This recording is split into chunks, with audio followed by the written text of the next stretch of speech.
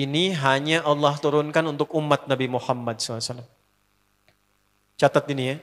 Dan saya belum pernah bagi dimanapun yang ini, yang versi lengkapnya. Kalau bisa dilakukan, bukan hanya dosa digugurkan. Tapi setiap hurufnya mempercepat terkabulnya doa kita di hadapan Allah Subhanahu wa Ta'ala. Ya. Ada 2 surah di dalam Al-Quran yang bila 2 surah ini dibacakan, itu setiap hurufnya dihitung bisa berpotensi menggugurkan dosa sekaligus mengabulkan doa-doa yang dimintakan. Sepanjang doa itu baik untuk urusan dunia akhirat kita. Kalau salah satu kurang baik diperbaiki oleh Allah. Misal dunia baik tapi akhirat tidak. Maka diperbaiki oleh Allah kepada yang lebih baik. Surat pertama Al-Fatihah. Surah kedua Al-Baqarah. Ya. Sebelum doa baca tuh Al-Fatihah sama Al-Baqarah. Tapi Al-Baqarahnya tidak dari ayat yang pertama. Kepanjangan. Cukupkan di ayat 285 sampai ayat 286, 2 ayat terakhir. Hadisnya sahih.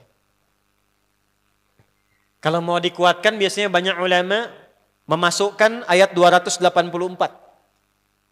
Ada yang sudah masuk ke dalam Ka'bah di sini? Ini informasi saja. Dan 3 ayat ini, Al-Baqarah 284, 285, 286, itu ayat yang dituliskan di dinding Ka'bah.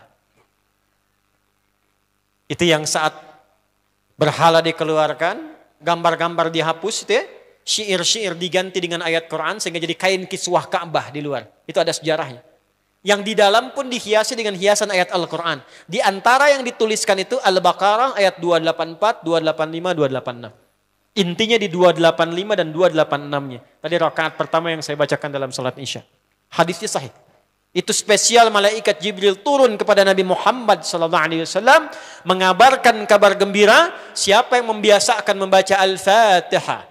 Ya, kemudian 2 ayat terakhir di Al-Baqarah dari amanar rasulu sampai fangsurna 'alal qaumil kafirin, tidaklah dia membacakan itu kecuali setiap hurufnya dijaminkan mengabulkan doa-doa yang dia mohonkan sepanjang benar doanya dan tidak diselimuti maksiat.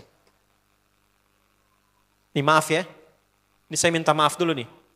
Kalaupun Anda benar doanya khusyuk sampai nangis, tapi ada selimut maksiat dalam permohonan doa itu pengabulannya mental lagi. Hadisnya sahih. Thumma dzakara rajula yutilu as-safara ash'atha aghbara yamuddu yadayhi ila as-sama' fayaqulu ya rabb faqala Rasulullah sallallahu alaihi wasallam anna yustajabu lidzalik famat'amuhu haram mashrabuhu haram malbasuhu haram wa ghudhiya biharamin fa anna yustajabu lidzalik. Rawahu Muslim. Nabi mengisahkan seorang lelaki menempuh perjalanan jauh. Awas, menempuh perjalanan panjang untuk ketaatan itu mempercepat doa dikabulkan 2 kali lipat dibanding orang biasa. Makanya kalau ada orang mau ke Mekah umrah, mau haji, titip doa. Ada yang mau beasiswa ke Madinah, ke Mekah, ke Al-Azhar, ke Mesir, titip doa. Saya biasanya kalau mau berangkat umrah, Ustaz titip doa, ayo tulis banyak tuh. Enggak saya baca. Saya simpen aja, ntar dekat Ka'bah, ya Allah engkau maha mengetahui. Ya. Mohon kabulkan semua doa-doa ya dari teman-teman jamaah yang dititipkan dalam kertas yang telah mereka tuliskan itu. Simple Pak, daripada capek kita bacakan satu-satu. Dan alhamdulillah biasanya ya insya Allah terkabul. Insya Allah. Itu perjalanan jauh. Nah orang ini menempuh perjalanan untuk sekedar berdoa. Safar. Ya, safar yang baik. Kemudian yang kedua, yamuddu yadaihi ilas sama, dia mengangkat tangannya ke langit. Ini saya tidak bermaksud mengajarkan ya, cuma menunjukkan prakteknya begini nih. Ada yang bisa bantu saya enggak satu orang maju? Cepat. Yang depan aja, depan. Jazakallah khair. Mohon pegangkan mic sebentar. Ya, terima kasih ya. Lihat sini. Lihat gini. Nah, jazakallah.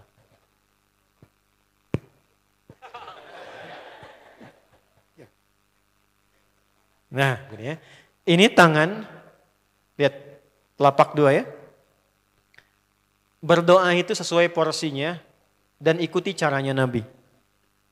Kalau doanya formal dalam sholat dan diikat dengan gerakan, jangan kreatif.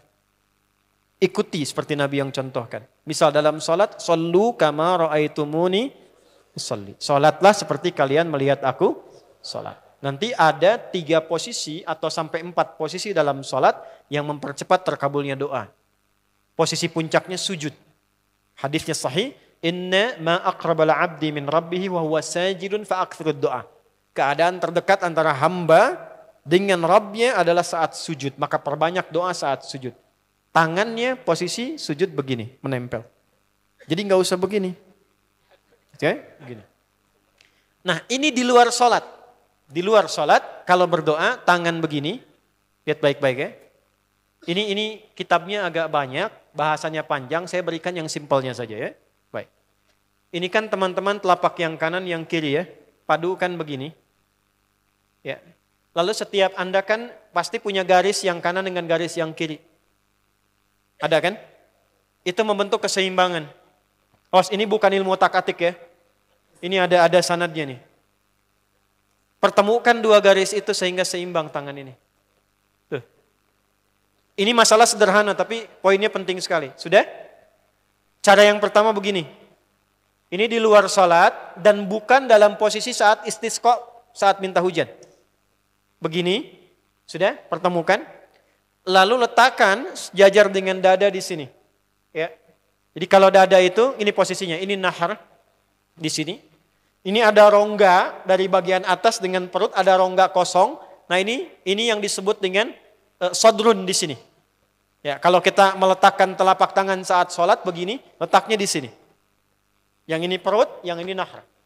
Doa itu di sini. Jelas? Semakin kita memohon dengan lebih sangat, naikkan sedikit begini. Sudah? Kalau istisqa, minta hujan, agak lebih tinggi ke atas. Nah ini cara mengangkat yang standar di sini. Untuk memohon. Jelas? Oke. Jazakallah khair.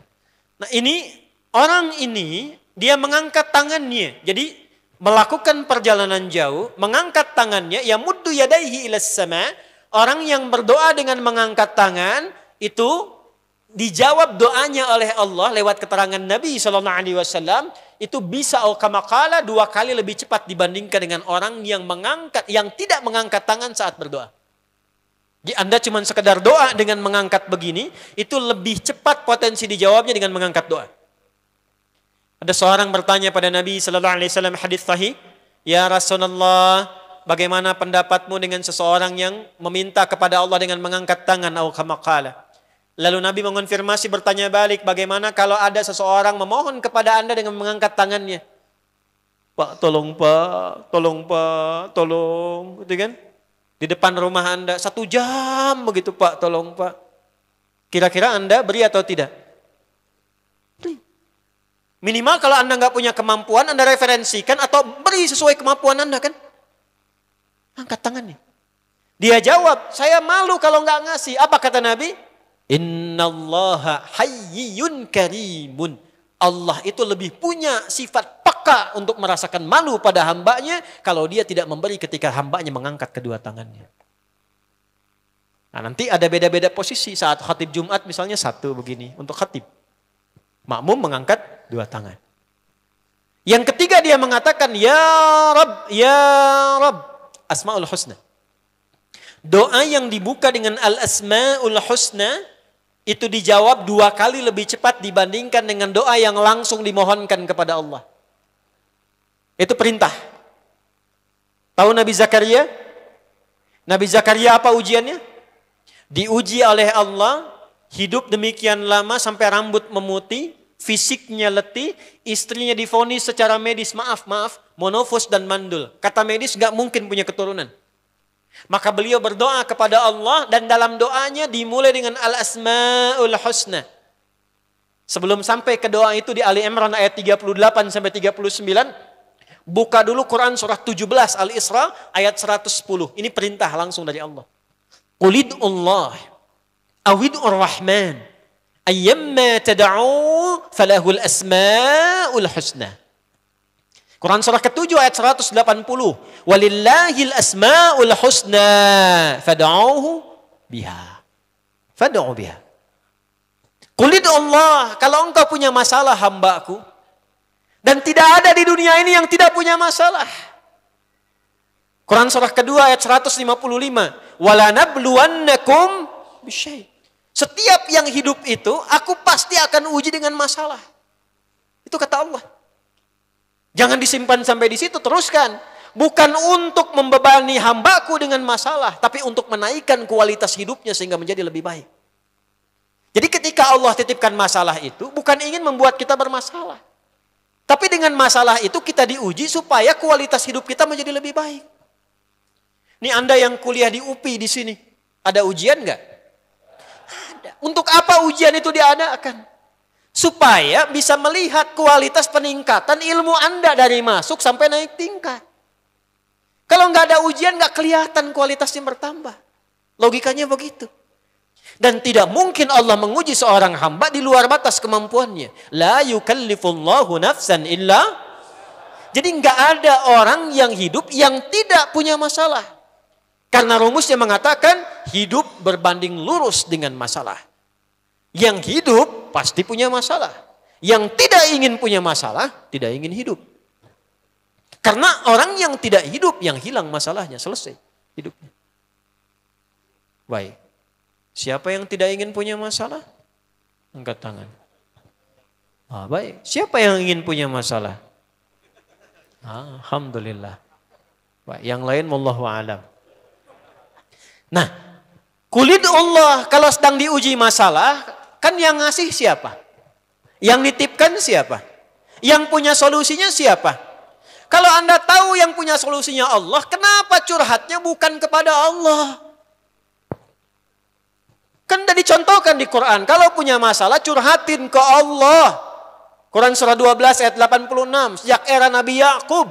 Masalah di rumah tangga, anak bermasalah curhatnya pada siapa? Allah. Innama ashku bathi wa huzni ilallah. Aku tuh kalau punya masalah, sesedih apapun, curhatnya Allah.